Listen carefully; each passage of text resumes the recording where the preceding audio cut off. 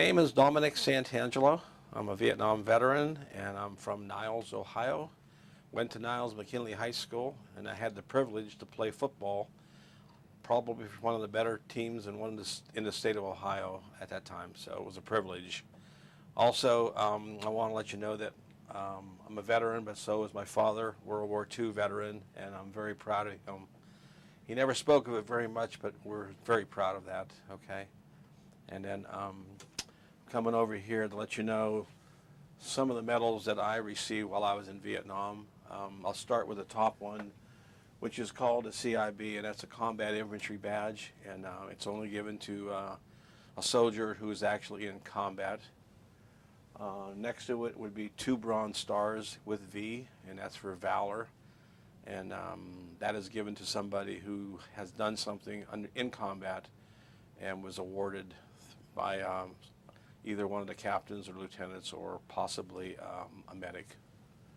The other one in the middle is called an Air Medal, and it's given to us for combat assaults. We went from cold landing zones to hot landing zones quite often. Our job was basically in the jungles to search and destroy. So that's how we got an air medal with the helicopters. There's some medals down here in the bottom, and those are all Vietnamese medals through their government and through their military. The two on the top, left and right. Yes. Those are just insignias for your uniforms. The ones on the top here. Okay, you wear them on your collars. And then a medal on top above. No, that's one of these. It's just a sample of a Bronze Star. Okay. And then how about the plaques? Okay, so also this is the Air Medal plaque given through the United States government. This is the Bronze Stars given through the United States government and signed by a number of people here through the Defense Department. Certificate appreciations. Richard Nixon signed them. Westmoreland signed this one over here. General Westmoreland. Okay, so those are appreciations. So after high school, I got a scholarship to Youngstown State University, and I only got there for about a year and a half, and I was drafted into the military. Ended up at Fort Campbell, Kentucky for our basic training, and then after basic, we ended up at Fort Polk, Louisiana, a place they called Tigerland, and when you go to Fort Polk, Louisiana, you know you're going to Vietnam. That was a given. Once we got out of Fort Polk, Louisiana, we were told to go up to Fort Lewis, Washington, where we flew into Vietnam, a place called Cam Ranh Bay, a very big Firebase. It's as big as some cities, and we got there in the middle of the night, and from there we flew down to a place called Bien Hoa next to Saigon.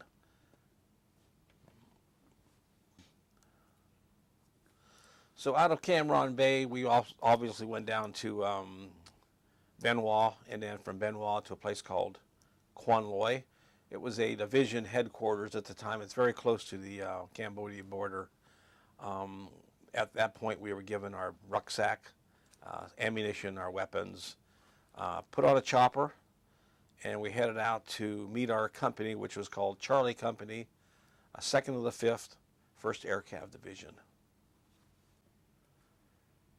So we're on the chopper, a good friend and I, Steve, who I met there, and we went through Charlie Company together. But anyway, we went out to the jungles, and we saw a little bit of smoke coming up out of the jungle floor there. And there was a small clearing, and that's where we went down, and we met Charlie Company. They started coming out of the wood line to meet us. Steve jumped off the helicopter just a fraction of a second before me. I got off second, and they told Steve that he was now going to be carrying a 60 caliber, and I would be the point man.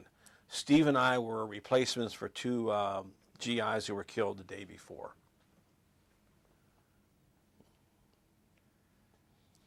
Okay.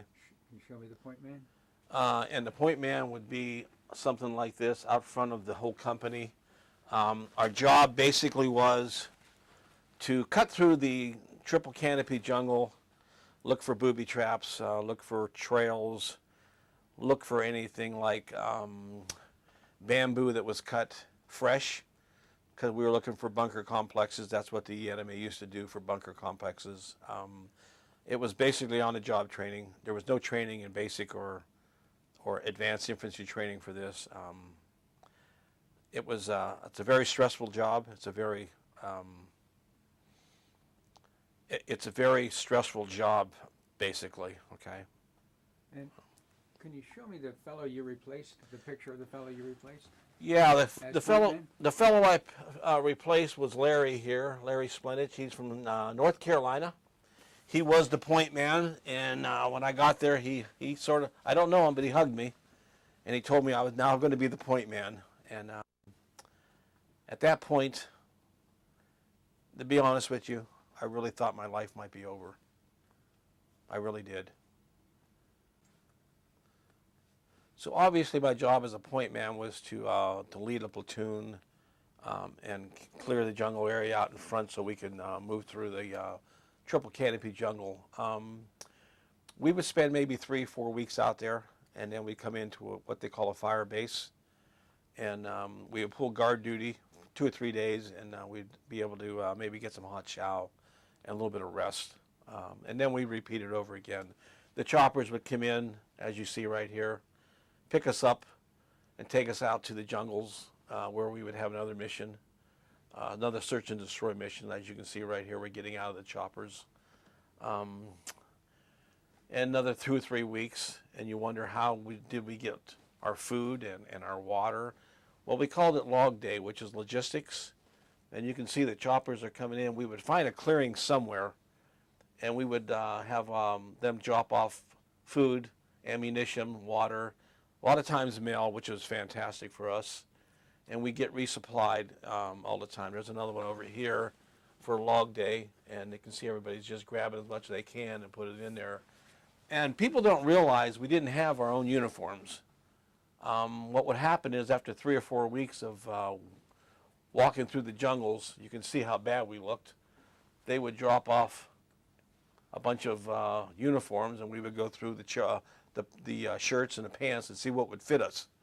And we looked like a bunch of bums, but that's how we got dressed. You can see right here that I'm drinking some juice because my parents used to send boxes of small boxes of groceries out to us, mostly canned stuff, so we could have something to use and eat. And there's another box right there. And that's how we worked in the jungles, okay?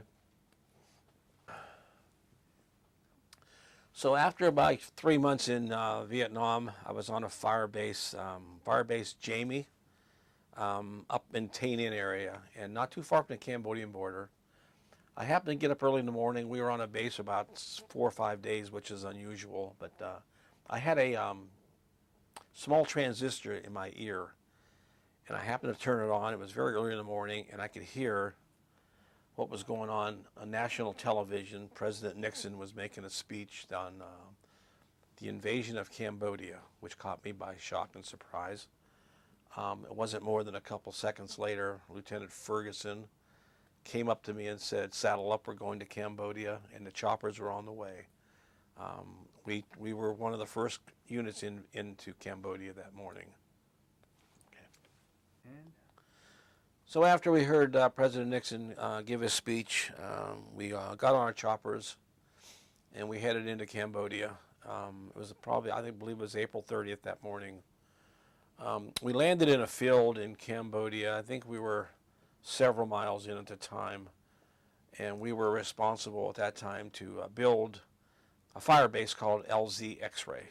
And as the company is helping to build it, they're bringing in bulldozers and everything else to make it the land as a fire base, and then the big guns are coming in. It would take almost a week to get it all done, but while you're doing that, we were on a number of patrols, the security area, and I was point man that day. There was 12 of us, and we were asked to go down this road to a small little village. And I was a point man, so I got to the house first. and I looked inside, and there was nobody in there, and didn't think nothing of it. I walked through the door, and I walked out the back door, and then out in the back there was a ditch dug, which I found out later on what they were for. They were for safety for the civilians to jump in during the bombing and stuff. But anyway, this particular morning, I probably wish I never would have looked in there, but I did. There were 2 adults decapitated, and two baby girls shot. And we tried to secure the area. We knew we were in serious trouble because it looked pretty fresh to us. But nothing happened. We did hear some noise coming from another hole, and we were able to rescue the grandmother. So we took her back to the Firebase, and we tried to figure out what was going on. And through the interpreters, we found out that the North Vietnamese came through the villages and looking for teenagers, but the parents had already sent them up into the jungles and would not give them up. And the grandmother said that they would just take the kids and shoot one and throw them in a hole, hoping that the parents would try to save the other ones and give up the children, but the parents didn't. And they killed the other girl, and then they decapitated a man and woman. That's the kind of stuff we were up against. Very vicious, and it really changed my life forever. You know, walking point, obviously, it was very stressful, and it wasn't just the enemy that we had to worry about, and not just the point man, but all of us. The insects, the snakes, the heat, the mosquitoes were absolutely horrible. We all had malaria at one time. I had it twice. Drinking water out of streams because we would run out of water after 4 days, and they couldn't get the birds in sometimes to help us out. So we all worry about Agent Orange. That stuff was everywhere in Vietnam. I actually went through areas where it was triple canopy jungle, and then all of a sudden there wasn't a leaf to be found. It was just woods that were completely dead, and you knew that was an Agent Orange area. At the time, we didn't know. We know now, but we didn't know what our country actually did or what they were doing as far as that Agent Orange goes. So there's a lot the veterans are worried about as they get older. So our main job going into Cambodia was to disrupt the supply of the North Vietnamese army. Down the Ho Chi Minh Trail, they would bring all their weapons, and they'd have caches, meaning underground tunnels where they would hide all the stuff. And that was our job, to find them and destroy them. And as you can see on different fire bases, there's a number of things we did do. We found tons of ammo, tons of weapons, food. We destroyed it all. We either blew it in place or called in an airstrike to take care of it. It's maybe a little comical, but one place we found a Mercedes car, and one of my buddies took a little spin on it. But anyway, we destroyed it also. It didn't come back to anybody. But that was our mission in Cambodia, to help end the war, because that's where all the weapons were. Okay. Ready? So let's talk a little bit about fire bases. There were many fire bases in Vietnam. They were all given names like X-Ray, Anna, just a number of different names. A fire base basically is a circle with a number of bunkers around for guard duty. And out there in the perimeter would be a lot of barbed wire and tripwires, claymores, to protect the outer limit and perimeter of a fire base. In the fire base, you'd have a lot of the big guns, the 155s, mortar areas, to protect the troops that are on the outside doing the missions. So fire base will also have a main area for communications, where they would be able to communicate with the companies out in the field as far as if they needed any artillery support or whatever. So every 2 or 3 weeks we come in and pull about 4 or 5 days on the a Firebase, and basically we talked about it earlier, be guards. But the Firebase is out there to protect all of us out in the field whenever we needed artillery when we were in combat. So, all right, go ahead. So, in Cambodia, we already knew it was going to be pretty tough combat. These caches were not going to be given up very lightly. There were just tons and tons and tons of ammunition and supplies. Some battles would last a few hours, and some battles lasted 3 and 4 days. I can talk to you about one of our battles that lasted 3 days. We set up that night, and early morning we sent out clearing patrols where they would go out in different directions to make sure it was clear, so the whole company can move out and not be ambushed. But one of our squads walked into a bunker complex, and they got hit very quickly. At that point, my lieutenant, Richard Ferguson, got our squad together and said we're going to go out and get them. And we made our way out to them, and there were several wounded, some pretty serious, and we had two killed in action already. We spent about 5 hours out there fighting to get everybody that was wounded. We were able to retrieve one guy, one GI's body, and get him back to the company. And we had to retreat at that time because we couldn't get the second body. He was actually in the bunker complex. So we retreated back to the company and set up that night.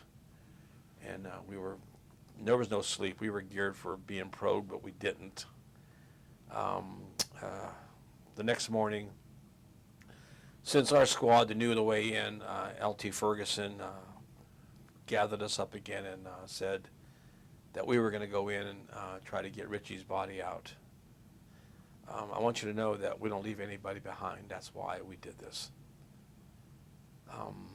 We went in. We must have battled several hours. We took some more wounded, and we had to retreat. We could not get to Richie. They were dug in their bunker complex. So we retreated back to the company and set up that night again. Third morning, Lieutenant Ferguson says to our squad, we're going back in again. Our squad went in 3 days in a row. On this particular day, we got in and we got some pretty heavy fire. I got separated. I was carrying the radio for the lieutenant. I was not on point anymore.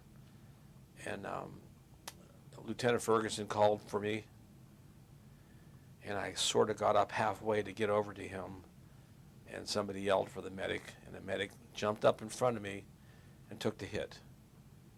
It knocked him down pretty good, and so I crawled over to Lieutenant and gave him the radio and told LT I got to leave. I got to go back to the medic. And when I got there, he was hit pretty good on his shoulder and his arm, and it was pretty well separated. I did bandage him up as much as I could, but we got him out and another guy who got wounded out, and we had to retreat. And Lieutenant said, we're going to go back, but this time we're calling in an airstrike. So we went back to the company, called in an airstrike, and the next morning, Captain Anderson took us all in. The whole company went in, and we were able to get Richie and to get him home. So I just want to let you know how hard the battles were over there. These guys fought and fought, and they weren't going to give up. So. And that's the reason for your Bronze Star? Yes, I got a Bronze Star that day because of what I did for the medic under fire, and I'm hoping he made it. I never got a chance to talk to him ever again. I've looked for him, but I can't find him. So, I know we talked about a battle, particularly in Cambodia, but there was a lot of battles. I told you some lasted for hours, sometimes days, but we won't get into all that because obviously It was a war, so Still in 1970? we're all 1970. We didn't change. This particular picture right here was taken in Cambodia, my buddies, with a Catholic priest who came out and gave us mass. He would come out every once in a while when he could. And right here is a bunch of my buddies that I walked with in Vietnam. They were very close friends. Obviously, we talked about the log days and how we got supplied. This was a river crossing right here, and a river crossing right here. And you see that we had a mat there for to bring them across. That's actually a sleeping mat. And we used to carry them, but most of them went pretty bad after about a week or two because you're sleeping on a jungle floor and it just made holes in them. So every once in a while, thank God somebody had them so we can bring some of the stuff across there and stay dry. Most of us were able to get hammocks and sleep in hammocks later on, but you never want to sleep on the ground. Is that your picture there with the helmet on? This picture here was taken in a helicopter going to one of our battles. Most likely, we were assigned to go somewhere. It could have been a trail of one of these. Okay, so yeah. All right. I'm looking at these pictures. You're under a lot of stress, and it seems like you're always smiling. Is there a reason for that? You know, I question that all the time. I know we were under a lot of stress, and I'm looking at all my buddies. We're all smiling when a picture is taken. I think it's just a natural thing to do when a camera's showing. And believe me, these guys, I got to tell you, these guys are the best of the best. 18, 19, 20-year-old heroes to me, all of them. When it come time to fight in the battles, they were there. They had our backs, even though we knew the country did not have our back. It was not a good feeling. I will tell you, the week we got into Cambodia and I got news of Kent State, it made me physically sick to think our country was torn apart so bad. And we talked about it, and we said, well, we're on our own. So what are we going to do? And we're going to survive mentally and physically. I love these guys. And we're on with the children. All right. I know I just talked to you about how disappointed we were on not having anybody support us back home. I know it was bad back here, but as you can see, as the choppers are coming in to get us to go on a mission, you can see how much support we had from the children. They loved us. And this young little girl here was the highlight of my time there in the first 3 months. This particular base, every time we came in off a mission, she would be there with ice cold Coca-Cola for us. I don't know what it cost, probably 5 cents or whatever, but I always wondered whatever happened to her, especially after the fall of Saigon. It's one of them things that haunts me a lot. Just a beautiful little girl, and you can see the smile on her face was just amazing. But there's nothing we could do about it. It's just that it's a thought. I just loved this little girl here. Now, after 10 months in the jungles, I was able to get out and what they call a rear job, meaning you're on a Firebase. You're no longer out humping the jungles. And I became the battalion radio operator. My job was communications for all the companies out in the field, whatever they needed. Choppers coming in and leaving, we would communicate through them. Also at nighttime, we would call the companies every hour. They were not allowed to speak, obviously, but we would call them, and the term was a SID rep, and they would press their mics so I knew somebody was awake. And we always wanted to make sure that every hour that somebody was awake. And what they do is they move those radios down to different bunkers at all times, so everybody pulls an hour's worth of guard duty when they're out in the field. So that's something we did. Now we're coming toward the end of my tour. 3 weeks on the Firebase, I get a call from the captain who comes in and says, your time is up. You can go, or you can re-up for 3 months and stay in Vietnam, and then when you come out, you automatically get in the country where when you get home, you're done with the military. You don't have to do anything. But if you don't re-up, you're going to leave and have to serve 6 months at a base.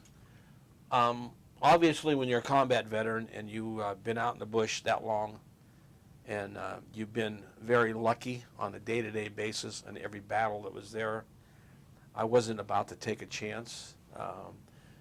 When you're on a fire base and you are our communications area, when that fire base gets hit, you are the ones that will be hit first, communications. So I left. Now, a little bit of a funny story. Obviously, it's bad enough being in Vietnam, but my buddy Lenny and I were out at the same time on his fire base, and they told us to go down to the pad and wait for a chopper. And Lenny and... Is his picture up here? No. Okay. His picture is over here. He's the one on the right side. As we get, that's when we're down and get ready to leave, okay? Okay. But anyway, Lenny and I sort of didn't want to wait for the chopper, so we turned in our equipment, including our weapons, and we went out on Highway 1, and we hitchhiked like a bunch of fools. And we hitchhiked and got a ride by a couple of South Vietnamese Army guys in a Jeep. Took us down to a place called Bien Hoa, but in between our fire base and Bien Hoa, we took sniper fire a few times. And Lenny and I laying in the bottom of that Jeep going, we have to be freaking out of our minds. But anyway, a little humor at the end of our tour there, okay? We're good, thanks. All right. Tell me about your trip home. All right, so when we finally got to Bien Hoa, they'll process you and they'll give you a uniform and your medals, obviously, that are on there. And we were there probably a couple days, basically getting used to everything being not in combat or whatever. So United Airlines actually came into Bien Hoa. It was a very busy airport. There were several airlines that come in, so we took United Airlines home. We landed in San Francisco, and obviously we had an idea because we have friends that told us what was going on. And when we got off the bird, there were crowds there in a little bit of a distance. They weren't right on top of us, but they were yelling out at us about being baby killers, and you can see they would spit in the air and stuff like that. It was just a very demeaning arrival. I, including Lenny, were able to go out and get some civilian clothes. I did not come home in my uniform. That was something that we made a decision on not doing. It sounds horrible, but it's just the way the time was, okay? We weren't respected, and I didn't want to hear it from anybody. So we traveled with civilian clothes and got home. And then from there, I went on down to Fort Benning for 4 months, and then I was done in 71. Okay. Tell me about that picture of you with your dad. Right here? Uh-huh. Okay. This would be in Fort Campbell, Kentucky. This is during basic training. We graduated. My father dropped down. He drove down there, all right, and he brought some of his famous hot peppers. Who's in the picture? My dad. This is Jimmy Gatta from Niles, a friend of mine from school, and myself. And we had some fun that day. And your dad enjoyed, he would grow hot peppers? He would grow hot peppers. He had a big garden, and he made his own hot peppers. You know, as an Italian in Niles, Ohio, what it's like. Okay, everybody has their own hot peppers, and they're the best. You know that. How proud was he of you in the military? You know, I know he was proud. But I know he's very concerned because my dad was a news junkie, and I knew at 6:30 every night he was watching the news, and he knew my company, he knew where we were at. So I'm sure it was pretty stressful for him at all times. Mm-hmm. That's tough to watch the war on TV, knowing your son's there, not knowing what's going on, because you won't know for days later if I'm able to write a letter, or weeks later be able to write a letter. So today's wars, they're all bad, but their communication now is instant. You can come off a job and go to a base somewhere and talk to somebody with a computer right now very quickly. So it's very quick to communicate, not with us, okay? It was weeks sometimes. We want to thank you for doing this for us and for the Library of Congress, and that you're going to be set down in infamousy. And thank you for serving for our country and for our freedom, Mr. Dominic Santangelo. We're going to wrap this up now, and really appreciate your time. I thank you for doing this. It was tough. I know. Thank you.